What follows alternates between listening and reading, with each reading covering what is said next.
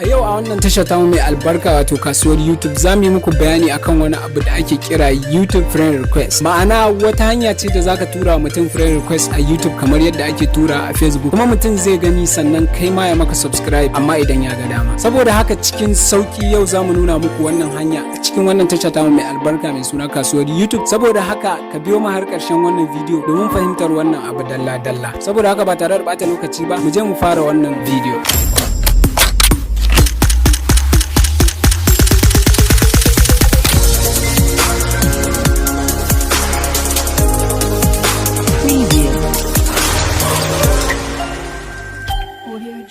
Wannan abu yana da matukar muhimmanci domin kuwa zai taimaka mutane su samu musayar subscribe a junansu. Ma'ana instead of ta shan wahala wajen neman subscribe to wannan abu zai taimaka maka matuƙa wajen samun subscribe da kuma samarwa da ɗan uwanka subscribe. Ma'ana duk wanda ya maka subscribe a channel ɗinka zaka gani kai ma kuma zaka iya masa subscribe cikin sauki ta wannan. Mutane da yawa suna yin wannan abu amma kuma ba su san yadda za su je su mayarwa da mutum subscribe ɗin da ya musu ba. Saboda haka a cikin wannan bidiyo insha Allah za mu nuna muku yadda za ku gudanar da wannan abu cikin sauki. Kuma yadda za ku gano mutum ya yi muku subscribe a channel ɗin kuma ku je ku subscribe wanda shine ake kira YouTube friend request. Saboda haka cikin sauki yadda za ku gudanar da wannan abu shine da fari za ka shiga cikin manhajar Chrome ɗinka kamar haka inda kana shigowa kawai za ka faɗa YouTube studio ɗinka na YouTube wanda na san duk wanda yake harkar YouTube ya san me ake kira YouTube studio site wanda kawai za ka shigo cikinsa kamar haka kamar yadda kuka sani wannan ita ce fuska ta farko da zai nuna muku. Kawai yana nuna muku wannan fuskar sai ku shiga wannan yar alama ta sama inda za ta watsa muku wannan jadawalin kamar haka. To daga nan ga wani guri inda aka rubuta YouTube studio kawai sai ka taba shi inda zai bude maka wata fuska kamar haka.